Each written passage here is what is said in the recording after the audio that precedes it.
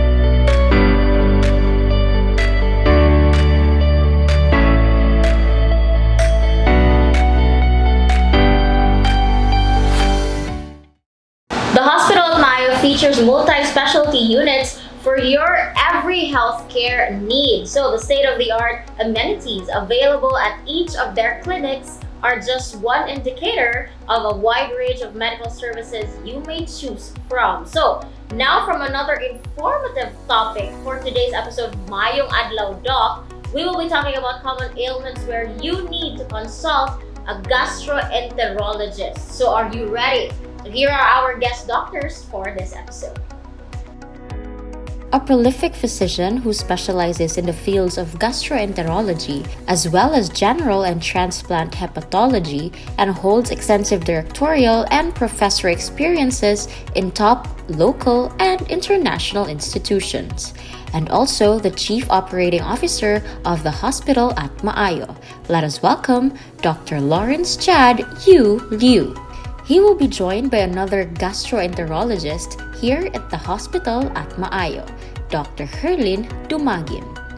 During her academic and professional engagements, she has received numerous awards for her work in nephrology and gastroenterology, as well as authored numerous publications which she was able to present in Barcelona, Spain, and accepted for presentation in Istanbul, Turkey. So Maayong Adlaw doctors, welcome again, and thanks again for joining this episode of Maayong Adlaw Doc. Kumusta Doc Liu and Dr. Lee? How are we feeling? Maayo. Maayo, very good. I like the answer. How about you, Dr. Lee? Maayo sad. Maayo sad. So today we're kanang kuan gid ni Dr. Lee, gid ni segment ni Dr. Lee ang karon na episode Doc sakto dito. Because we will be talking about mga ailments sa kining manginahanglan og consult sa imuha jung side of this medical field, Dr. Lee. So now we will be talking about kining mga common ailments regarding sa gastro. So we will start with some of mga common ailments, Doc, from your end lang. Name siguro a few before we head on to the main questions. In my short time na practice, kasagaran dyan sa mga pasyente na sa gastro sila mga to is kana dyan atong gingon nga hilab. Hilab akong tiyan, sakit akong tiyan, Dok, butod akong tiyan. Then if sa ubos ko, Dok, mura pag akong libang, di naman normal. Yeah. Akong tae, magbahi pag-color, anak. So, kana. Then, aside sa hantod sa lubot ng mga sakit, naapoy mga tapad-tapad ng organs, mga atay, abdo, pancreas, which is muna ng specialist kami doctor. Kuha na ako yung sawa. So sila sa sawa niyo. But before we head on to the main questions, Doc, I just have one question here. So a very quick question. So para lang yun ni sa knowledge sa tanan ng tanaw karon sa ating mga viewers. So what does a gastroenterologist do here? Sige, so a gastroenterologist is a subspecialty sa internal medicine that deals with the gastrointestinal tract or the digestive system as a whole, so from backpack all the way up to sa tubod.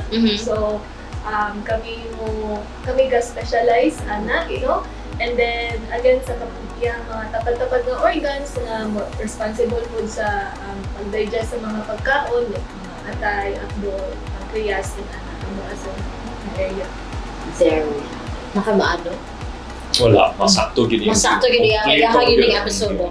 So, kung ano ka ng supporting actor si Doc sa karon na episode. But we will be talking about kining mga common gid na mga ailments sa gastro. But kani Doc, what is the main difference yun between hyperacidity and kaning stomach acid reflux? Actually, daghan siya definition ang hyperacidity bitaw. Pero lahi ang pag-describe sa mga tao. Usahay mo, kato sila kana sa clinic, Doc, ako'y hyper. Ha? Ano ka ba mga ano ka ba mga hyper din na siya, no? So, kasagan i-describe, ay kanang kuan Doc ba? Kanang, dali ako mabusog, hapos ako tiyan, ana. So, actually, more siyang constellation of mga symptoms.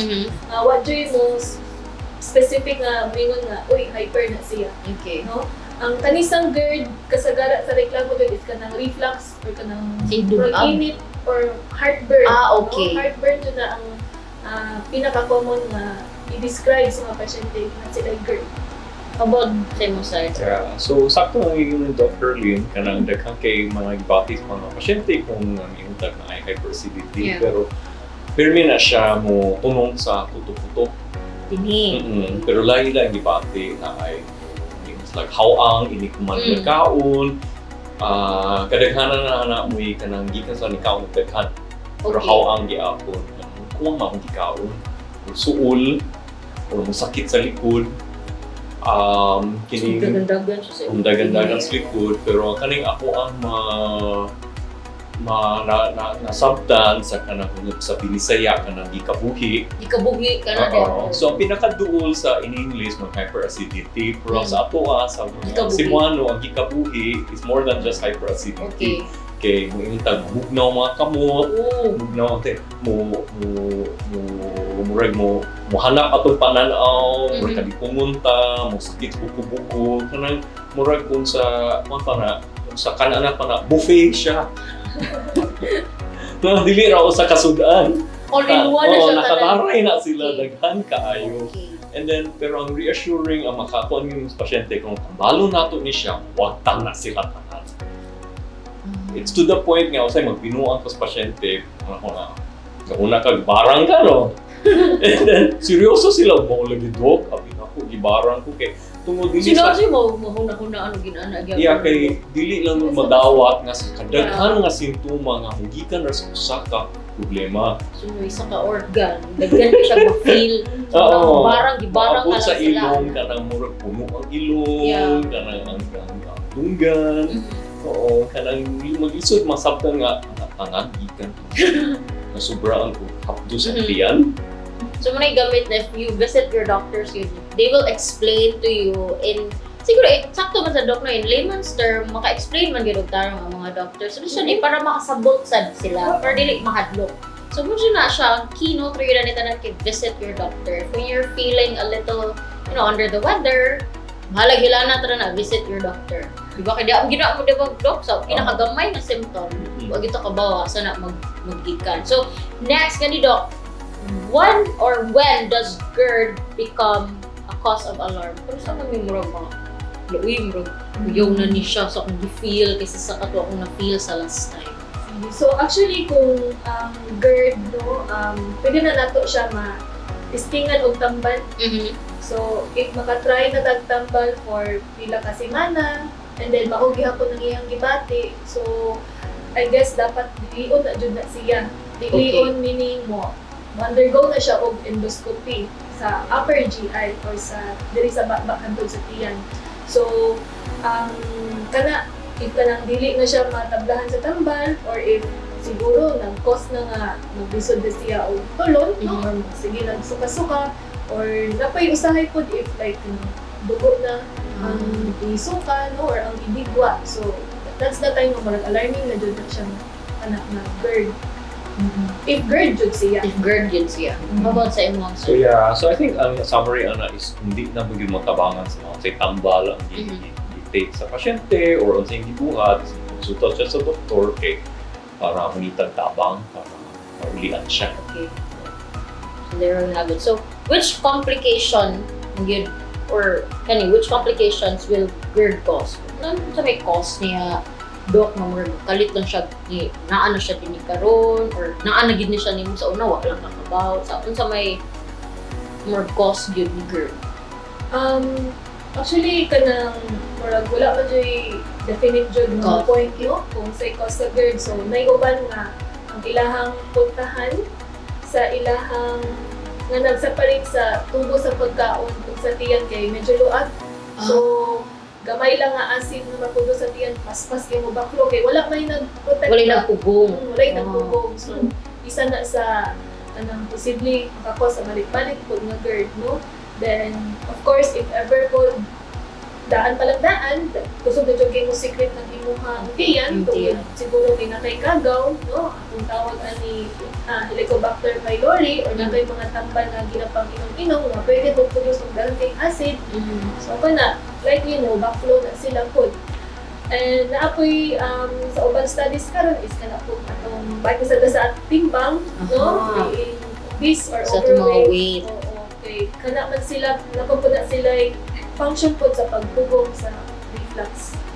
There. How about sa mga Ako nabantayan no, ang GERD kadaghanan ana kay na sitwasyon nga mo sige po mag-acid ang tiyan. Sagaran sa kung sa atong gikaon o kung sa atong gibuhat bahin sa kaon. So akong i-explain sa mga pasyente sagaran mga sudan nga mas lisod-lids doon. So kung ibahin na ako sa grupo na ko ni sila minutod ka na matika, tambok, no? Mantikaon na sa mantikaon, tambok, ikaduha mga halang. So, kuan. Ang key question na sa pasyente, kaon ba sila sa kananan na Koreano? And then because ang thinking, correct me if I'm wrong, is walay mo atos kananan na Koreano kung dili mo halang. No? Panagsara ng dili mo, basi hindi ko napakuyog lang. Ang third or tawag nato acidic or kanang mga aslum, suka, ang mga citrus na fruits, or mangga, mga produkto hinimo gikan sa kamatis, dahil spaghetti sauce, tomato sauce. So natural na wa pa ko kahuman sa akong litanya, gabudlat ng mata sa akong pasyente kay gikulba na. Kung wa pa ko niingon, wa man ko niingon nga iundang gislaw or bawal. Kinahanglan na masabtan nimo nga na ay risk nga usa sa ani or tanan makapa forma og daghang acid. So balik-balik ning pagibati. So part of it man good ang pagtambal is dili lang mo tumar sa unsay gireseta sa doktor pero na lifestyle changes ana. So usually ino na ako interest na pagibati minuson sa ato na mga pagkaon kay trigger no. Ang usa pud ana is basin dili regular ang kaon. No, maybe nag-skip, so let's say kabuyo ng tao, di kayo kung maka-recommend let's say fasting, fasting mo sa mo katukar, no? Ikaduha, huwi ka na palabi ang kaon, na sobrang busog or kerting busog. So, makalit o kabusog. So akong pag-explica ng pasyente, muna na siya kuan, nakas factory niya, kalit lang ni daghan ang trabaho pero mao ra gyud ning oras kinahanglan sa imong trabaho. So mag-overtime ka, so buhaton tiyan, hapwa siya kung siya dagdag acid kay mao ra mang oras lang giha tatagaan para mo muhili sa aning daghang king kaon sa kuan, sobrang kaon. So mao nang babantayan sa pasyente nga daghan ang gikaon, how ang mo nga feel because dagdag acid siya. There. So we head on sa kanina question, kaning constipation, Doc. Constipation can be a sign of a more serious illness, di ba? So, when should someone consult a doctor when experiencing constipation? Kaya uban gud ang lain ako tiyan, kira ni may naranig tambal. So, when should someone consult a doctor when it comes to kanang constipated na gyud siya? So, actually, any changes no sa regular nga paglibang jud nimo is murag it's a point na of kanang thinking nga siguro dapat na kong pakonsulta. So, let's say imong regular nga libang is everyday, kalit lang siya constipate, no? So, that's the time na siguro dapat kong pakonsulta. So, but siguro, i-take po nimo nga, ano kapod mo, basin tungod kay, wala kay kung nagkaon-kaon og mga dahon-dahon, no? Mga high fiber nga diet, or basin sa bunso na ko, og sige ka ng meat products, no? O nang constipated ko, or probably, bukay ko tinukong tubig, o nang constipated sa ko. But, dili naman good po sa pagkaon ang rason nga nung constipated ka, no? Pwede man po siya tungod kay natay mga laing pong sakit. Let's say, if na kay diabetes, no? Pwede man na makakos og constipation, kung dugay na itong diabetes. If na tayo ubang pong sakit like sa thyroid, and pwede na sila makakos og kanang constipation po. And of course, kapag itong istoryaan sa first episode, what if judgay may nagbara dara, like your colon cancer, pwede po na mo first manifest sa as constipation before jud ma-investigate na, uy, na today nagbara. How about you, Doc? Kuan, kanang constipation para na ako, when kang sa mo konsulta is kung maapektuhan ang imong activities sa adlaw, no? Kay, kadaghan sa mga tao kanang kuan, kanang it's not nga grabe kaayo ang unsay ka pa constipate sila, but tungod maapektuhan lang yung schedule, isa mag-schedule kanang itagban niyo or kanang hindi ka focus buhat, whether nakas balay or nakas trabaho, no? So, mao siya. Same as with ang hyperacidity o kaning sa mag-acid reflux is ang kadaghanan sa consult kay di na kay nindot ang imong kang tawag na quality of life everyday kasi mo kaganto sa ana. So, going back to constipation, in my akong opinion, di man ingon nga tanang tao nga kada adlaw is karga. Kaya I think I also want to correct that understanding ba nga in some people also na I think to current constipation kay pungso nila, so mas mo stress sila kay I think most of us pag ikang patas bata toilet training is kada adlaw, hindi kada adlaw normal ka ana, so murag na ay kuan ba kanor ka uwawan ba na dili. So para na ako, explain ng pasyente, bisag kada every 2 days or every 3 days, okay ra na siya sa ibang tao, kaya mga ginang ritmo sa ilang lawas, pero kinahanglan dili gahi gawas. Kaya kung gahi siya, dili na normal. Kaya mo regatigong ba? Okay. And then ang problem is kung gahi, pugson nimo, and then you run into complications, maybe magkagalmuranas, mag-high blood sa imong hugaw, So, as long as humok lang mo gawas, so bisag once a day or every 2 days or every 3 days. Kaya namang yung mamuna ko sa madawat na kung constipation. Wow na sila kay every 3 days, pero gikan pa na pagbata. Every 3 days naman, wala change. Okay na siya, normal na siya. The other thing na i-consult, constipation, is kung nag-ilis ang imong schedule. Okay. Maybe before once a day or every 2 days, karon once a week na lang.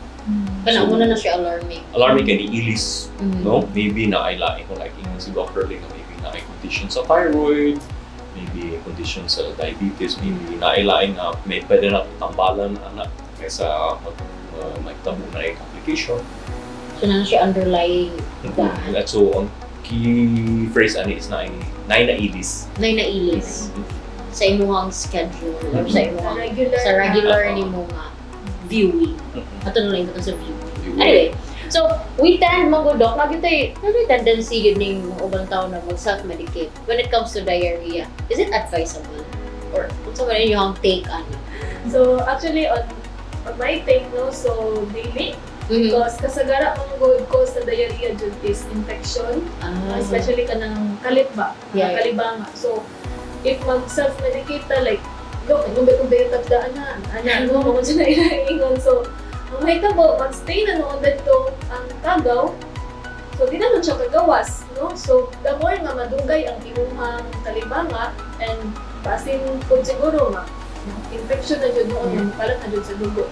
So siguro if na jud kinabati ngayon ana, ang first jud buhaton is mo hydrate lang jud sa kaugalingon. Nga ilibang lang jud nga ilibang, but if naa na yung mga laing gibati like hilanan or ang kinakalibangan nila is dugo na, so ana hospital na jud ta. Pero kanang mag-self-medicate mo lang, dili jud nimo advice. No, yun na. How about? Yeah. Explain ako sa patient, yung lisod na daw ako na murag pagawas lang na siya, huga ang kagaw ba, tuyog sa hugaw, is padayon lang, maybe mo paway sa atas balay, kasi kanang maglisod ka na atas gawas, makita ka asa ka mo diskarga, sa balay.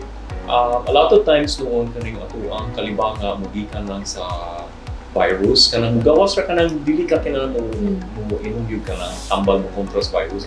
Pagawas na a number of times kanang tungod ni ilis atong panahon kanang dry to wet no ana and then pagawas na siya mawa ng problema ana as what Dr. Ruli said basic mo take ka ng pangkontra sa kalibanga mapugong ang paggawa sa hugaw. So, mapadayon diya ang simptoma kana Contradict na mo kana sakit ang tiyan, bloating, kanang daguok. Imbis nga pagawas na siya naturally. So, mo na siyang gi-keep noon. Yeah, gipugong nimo. Pag-self-medicate pa mo. Ma-keep din na din. Well, di man siguro na ako mapasangin ng pasyente kay mo mong gitulo sa Naandar tuwa sa yun, una, okay na, no? naandar. It's also for convenience, magbiyahe ka, mga ka, take na lang ka parang ba? Naamon mo siya potential side effects. So, have it checked lang yun. To be safe, have it checked. Now, it's really mga health center. Di ba natin mga health center? The more, ano sa maayo. Yeah. Nandito kaya amenities here sa hospital at Maayo. But before we end this episode and this topic, kanina lang Doc, what are your reminders or unsa may need sa mga tao to remember to avoid having problems sa gastrointestinal problems? Siguro sa kani siya nga topic karon no, from hyperacidity to constipation, siguro the food nga atong gina-introduce sa atong lawas, starting sa katong gingon ni Doc Yu about sa itong mga foods na pwede makuhaan sa atong makapasamot sa hyperacidity. Kaya naturally, naraman siya yung acid punta kagawa sa atong ang tiyan, no? So, kana, and then, ang pagkaon pag nagasulod, pwede po na siya in relation sa constipation. Kung wala tayo yung fiber ang diet, so, mag-constipate. Wala tayo yung water nga intake, so, mag-constipate. Then, sa pagkaon na regarding sa diarrhea, kung tudo ang mga pagkaon, no? So, na ay mga kagaw or unsa, makakos ng diarrhea. So, siguro start from the things na ato ang ginasulod sa ato ang pagkaon. How about that? All may ingon is eat moderately. Eat all your Ayaw favorites moderately. palabihan kay sa kadagan sa ato ang balay, wa man sa lugay sa pagkaon. So, hindi gutom na po taon-taon, pero ang kaon sab. So, di mo kinahanglan dun sa kakaon. Diba kay, katog-itog nga gani Doc, gani na kung kalitsad kaayo na busog, sakit sad gyud siya. Kung gutom sad kaayo mo, sakit na siya. So, eat moderately. So, ngayon na yun. So, thank you so much again to our guest doctors. We have Doc Herlin and Doc Liu. Doctors, thank you so much for joining us for our 4th episode of Maayong Adlaw, Doc. But before we say goodbye to all our viewers, I hope you guys learned a thing or two about our discussion about gastrointestinal problems sa ato ang 4th episode. So, from their promise of Maayo, which in Cebuano means be well, discover a new healthcare experience in Cebu at the hospital at Maayo. I am your host, Maayong Chica of City and Digital, and I hope you guys learned so much sa ato ang episode karon sa Maayong Adlaw, Doc. So, to know more about the hospital at Maayo, head over to their Facebook page at the hospital at Maayo or their website at www.thehospitalatmaayo.com or call these numbers below. See you guys again next time.